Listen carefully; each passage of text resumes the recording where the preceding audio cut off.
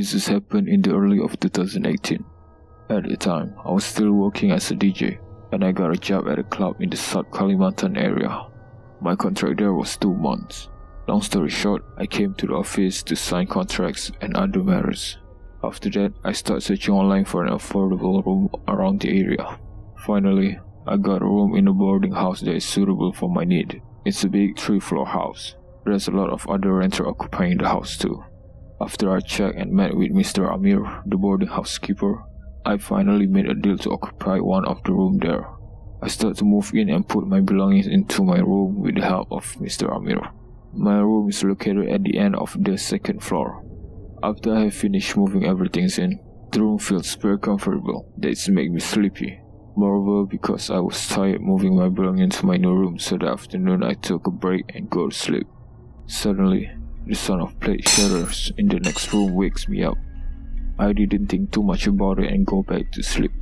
When I woke up again, it was already sunset, and I immediately rushed to take a shower and then eat dinner. I work as a DJ, so nighttime is my work time. When I left the room to go to work at night and passed the next room beside me, for some reason I stopped right in front of the door of the room. I don't know why, but probably because of curious, I put my ear on the door of the room. Faintly, I heard the sound of television and the voice of a woman sobbing. It's a little bit strange, but it sure gives me a goosebump. I immediately walk away from there and go to work. I came home from work around 5 AM. Immediately I lay down on the bed and fell asleep. Not long before I fell asleep, I woke up because I'm feeling hot. How come? I thought at the time. Looking at the air conditioning that was still on and working well. As I tried to go back to sleep, I could faintly hear the voice of a woman crying in the next room. I just think positively. Maybe the next door neighbor just got home from work and was drunk, I thought at that time. Because I couldn't stand the heat, I immediately took off my shirt and soon fell asleep again. In the middle of the day I woke up. Coincidentally, tonight I have a day off so I can relax in my room. Like usual, I ordered food after my stomach started rumbling. Then the guy who delivered my food came and knocked the door. Out of nowhere, he suddenly mentioning my next door neighbor. "Damn, the girl next door is so pretty, like celebrity," said the delivery guy. "Is it? I'm a new renter here, so I never seen her. I've only heard her voice," I replied. "Yeah, I saw a glimpse of her from the window. She's sitting in front of the mirror," said him. "Okay, I just want to eat now. I'll think about her later." "Thanks, man," I said to end the conversation. "Alright then." Delivery guy replied and left. While eating, I kept thinking about my next room neighbor that I got curious. Is she really pretty like what the delivery guy said? When I'm done eating, I went out to get acquainted with the next room neighbor. My excuse is going to be to introduce myself to her because I just moved in, when in reality I just want to see her face. I knocked on the door for a long time, but there was no answer. Again, I heard the sound of the TV. Suddenly, I felt like a plate or glass being thrown from the inside toward the door. I'm surprised because I just want to be friendly but end up being mistreated like that. I go back to the room while complaining. I laid back to relax, but somehow I fell asleep and woke up again with the same condition like yesterday, really hot.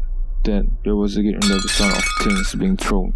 Not long after that, I hear like a head being banged against the wall from the next room, followed by a very soft cry, suddenly turning into a shrill laugh. I don't know what to do and how to react. I just sat beside the bed right in front of where the sound came from, just staying silent. I want to run but I couldn't. After a few minutes of crying and laughing, then suddenly she stopped. Then there was a voice from the next room.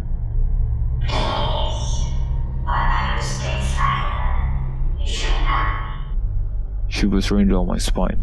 I can't seem to move because I was so scared. Suddenly the light went out. I immediately ran out trying to open the door, but there was no key. With the condition of the dark room while fingering the light switch, I choked to suddenly hear a voice coming from the bathroom. Her voice was exactly the same voice of the woman next door.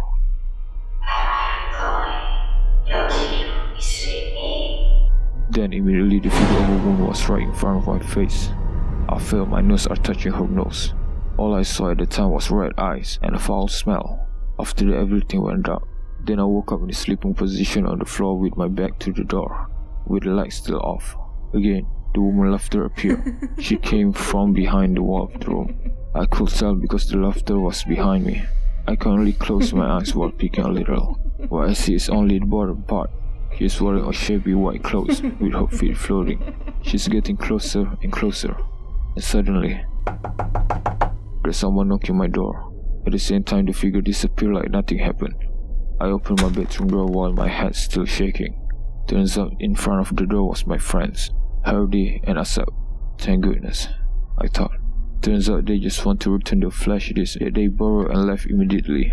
But before they left, they told me that there was a beautiful woman next to my room, just like what the delivery guy said before. I just kept quiet, without being able to respond.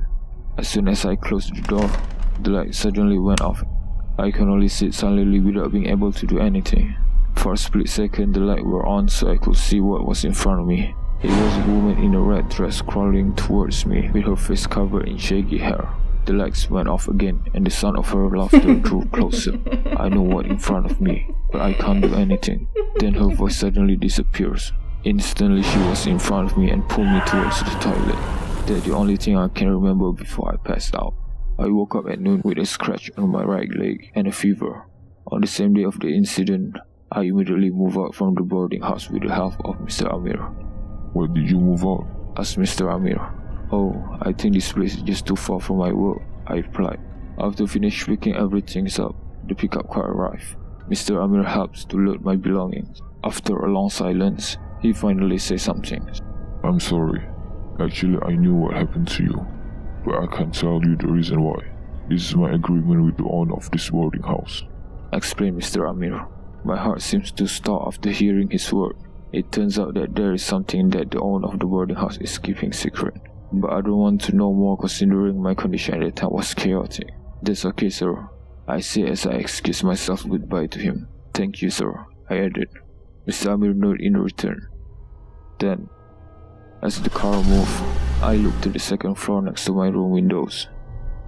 There was a woman, a beautiful woman with a terrifying smile waving her hands to me like a sign of farewell.